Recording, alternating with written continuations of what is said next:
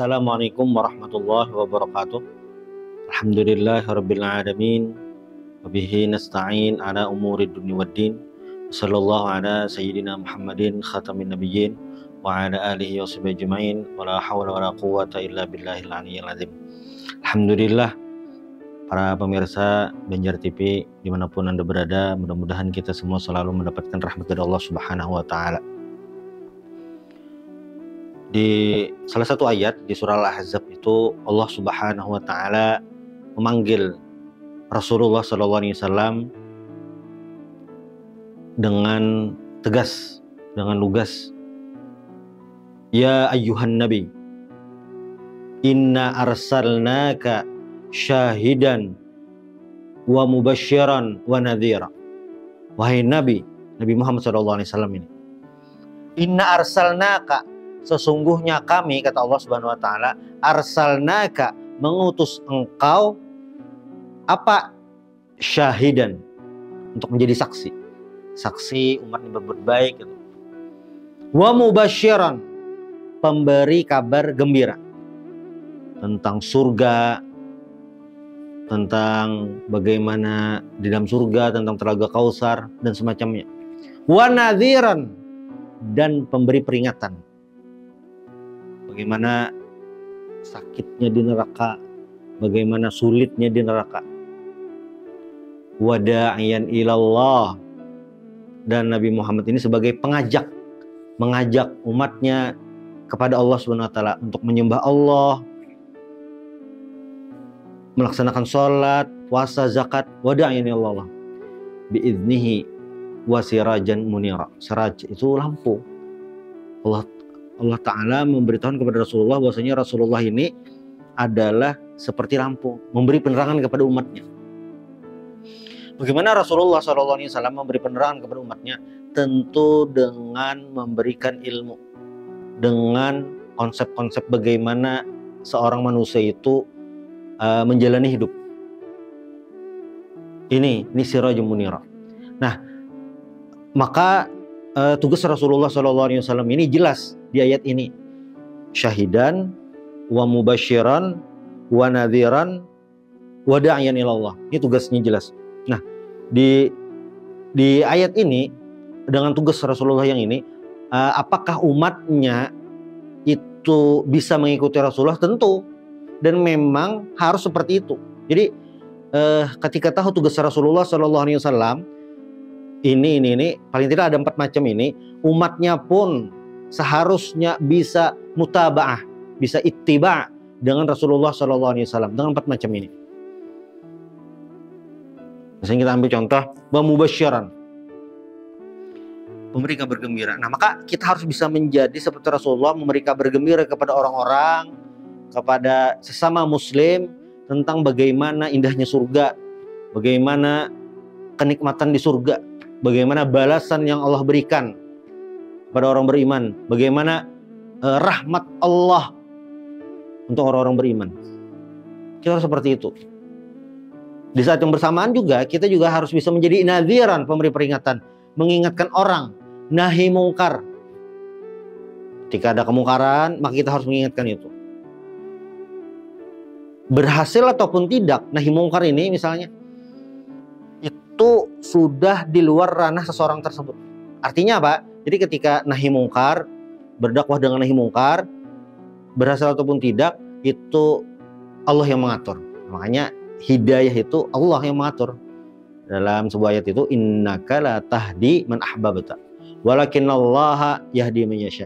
Tetapi Allah lah yang memberikan petunjuk kepada orang yang dikehendaki oleh Allah Subhanahu wa Ta'ala.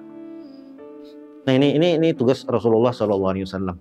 Nah, bagaimana seorang muslim itu bisa melaksanakan tugas ini? Tentu ada satu faktor yang menentukan. Apa itu? Rasa cinta kepada Rasulullah SAW. Ketika tahu tugas Rasulullah ini,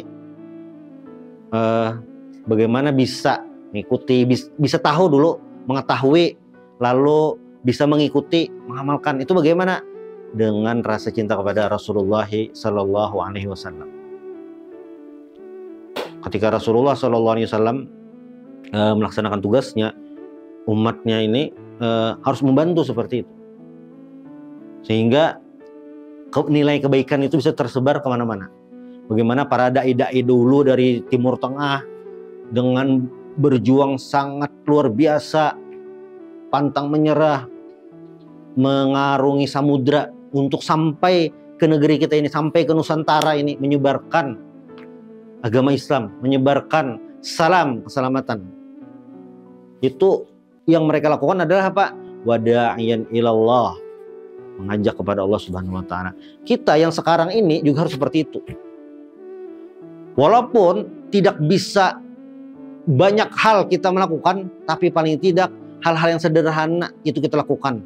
Mengajak orang berbuat baik, mengajak orang untuk membuang sampah pada tempatnya, mengajak orang untuk menyayangi sesama, mengajak orang jangan membuli orang lain, mengajak orang untuk mengatur media sosial, mengajak orang untuk menahan diri di media sosial.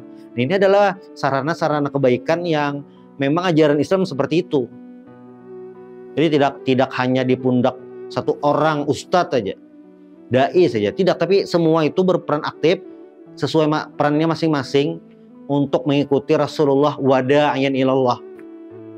Dimanapun berada, profesi bagaimanapun, maka wada'iyan ilallah ini jangan sampai terlupakan, jangan sampai itu hanya dianggap segelintir orang saja yang bisa melakukannya. Tidak, semuanya kita bisa. Nah, misalnya ada pertanyaan lain nih, ya saya belum bisa, belum siap, saya aja masih banyak kekurangan. Tidak, jadi saling mengingat itu, watawasau bil haqqi watawasau bis sabr itu tidak membatasi apapun, tidak menghalangi siapapun, tidak. Tetapi ini harus tetap dilakukan, apapun kondisinya, harus tetap mengingatkan supaya nilai-nilai kebaikan itu tetap hadir di masyarakat, supaya standar kemaksiatan itu bisa diketahui. Bayangkan nih kalau ada satu kemaksiatan di satu tempat, namun karena orang-orang yang di sana merasa belum pantas memberikan nasihat, orang-orang di sana merasa masih merasa kotor, masih banyak dosa, sehingga kemaksiatan tadi dibiarkan, biar aja itu masing-masing aja. Nah, maka kemaksiatan lambat laun akan merajalela, menyebar merajalela. Makanya wada'iyan ilallah, mengajak pada Allah ini kita lakukan. Entah itu bentuknya tadi amar ma'ruf atau nahi mungkar. Yang jelas harus selalu kita hadirkan. Nah, ini adalah salah satu cara bagaimana kita ittiba dengan Rasul, bagaimana kita mencintai Rasulullah SAW, mengikuti jejak langkah beliau. Nah, apalagi di dunia kita sekarang ini, era digital yang luar biasa ini, media sosial itu adalah salah satu sarana yang efektif dalam menyebarkan nilai-nilai kebaikan. Jangan dianggap ketika mau menyebarkan kebaikan itu harus kelihatan wajah atau apa, tidak. Bisa dengan suara saja, bisa dengan tulisan saja. Tulisan diedit itu dengan aplikasi-aplikasi yang ada itu. Ini juga bagian daripada mengajak kebaikan kepada orang lain. Nah, wada'iyan ilallah itu. Nah, tugas Nabi sudah tahu, mencintai Nabi itu jelas. Nah, selain itu juga kita tahu tuh pesan-pesan Rasulullah SAW. Salah satu pesan beliau itu yang ini bisa jadi bekal kita hidup dan bisa jadi itu penawar bagi kehidupan kita yang sedang terombang-ambing, sedang terjal. Apa kata Rasulullah dalam sebuah hadis itu? Lau annakum tattakiluna 'alallahi haqqa tawakkulih la razaqakumullah kama yurzaqut tayr. Kalau seandainya kalian itu bertawakal kepada Allah haqqa tawakkulih, sebenar-benar tawakal, maka akan Allah berikan rezeki seperti burung. Burung itu seperti apa? Taghdu khimasan wa taruh bitanan. Taghdu khimasan itu pagi itu perutnya masih kosong, bahasanya Pak, teleh, tempat penyimpanan makanan itu masih kosong.